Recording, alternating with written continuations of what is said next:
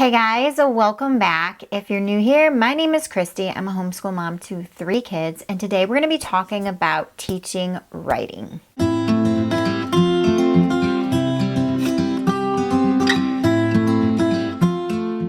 If you have been with me for a while, then you know that I have a reluctant writer.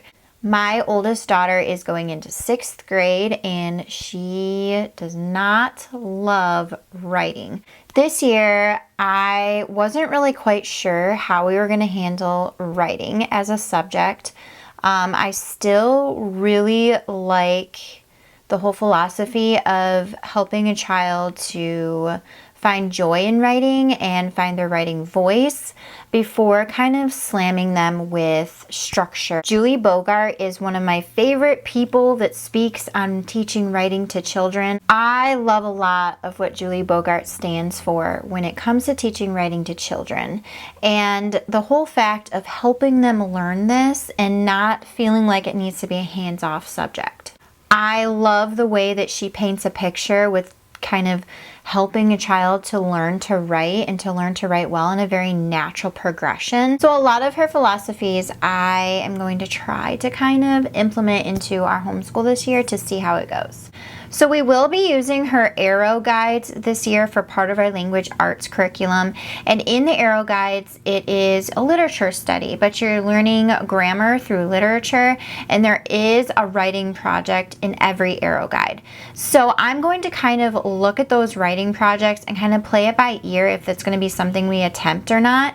But going along with those arrow guides, I also have the Writer's Jungle. Now this, you can't actually get this anymore because she discontinued the Writer's Jungle. However, she did replace it with a new program called Growing Writers. So in the Growing Writers book, everything that's in here is in there, and then also there are some new chapters that she has added and revised. From my understanding, the Growing Writers also doesn't have as many like conversational, like it's not as wordy. This is like having a conversation with Julie, which I actually really like. So I bought this when she put it on super sale, and I've been reading through this, and this is strictly for you as the parent to kind of learn how to teach writing in the Brave Learner way. And so I've been reading this, a lot of it I love, and there's different practices and different exercises that you can do with your kids in here. I'm sure Growing Writers is the same way. I will link Growing Writers down below if you're interested. But this is going to help me because honestly, I don't know how to teach her writing. I think that if she wasn't as reluctant, I would have an easier time with it because I naturally do really like to write, and I've always liked to write.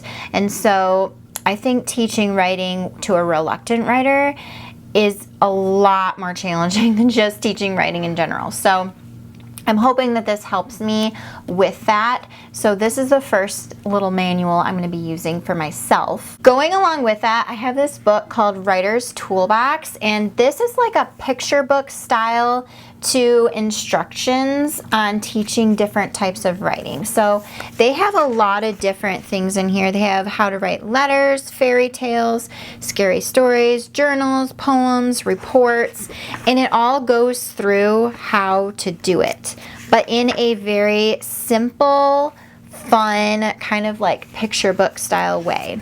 And so I got this to kind of help break down the writing process for specific types of writing for her, like I said, in a very simple and fun, engaging way. And so I think I'm going to be just pulling different pieces from this book throughout the year and just kind of trying our hand at it and see how it goes. I'm excited to use it this year. So another book that I have is the Don't Forget to Write for elementary grades. So this is ages 5 to 12. And there are 50 enthralling and effective writing lessons in here. Now, I'm not entirely sure how I'm going to use this. I think I'm just going to kind of randomly go through and find different writing projects that seem fun. I do find that when I take the time to give her a writing project that is different and new and not kind of your typical just paper to write, she is more engaged in it and more willing to participate. And so with this is actually made for a classroom setup, but it's easily adaptable to homeschool. And there's a bunch of different writing things in here. There's like creating a life-size board game, how to write a comic, having a PJ party, writing jokes and riddles, space exploration for beginners, what to do when you meet an alien, recycled elves, fairy tales, do-overs, spy school, literary mashups, brain spelking, Mad Libs, sticky words, how to be a detective. Like there's just like a bunch of different interesting, crazy sometimes little projects and games and activities to really get kids to think about what they're writing and that kind of thing. And so I think this is going to be something I kind of just pull pieces from too. This is the next thing we're going to be using. This is paragraph writing for kids, and I will leave the link for this down below. It's super affordable. It is a writing program for 4th to 6th grade students, and it teaches descriptive, narrative, persuasive, expository, and comparative writing. And I really like the look of this because it has like the simplest breakdown, and it's so simple that I think it's going to be good for her because it's not going to be overwhelming for her. Unit 1 is all about describing a scene, and they really kind of help give exercises to really pull description from your child to learn to use descriptive words that aren't just good, hot, but like actual descriptive words. They talk about choosing a base subject, creating detail lists, organizing your details into topics, selecting a topic with strong support, outlining, writing the topic sentence, double checking things, ordering your supporting details, writing concluding sentences, creating a rough draft, and then writing a final draft. The next unit is narrating an event. And with this one, they walk them through choosing a basic subject, creating a list of details, organizing your details into topics, and it all repeats. It's like the same format for each unit, and I think that that's really important because it can be really confusing when things are all over the place. So with it being completely the same in every unit, like this step, this step, this step, and it's really fun. They have like fun little worksheets in here, a lot of fill in the blank thing. They even like provide little like pictures and how to like paint a scene and like give you ideas for descriptive words you can use.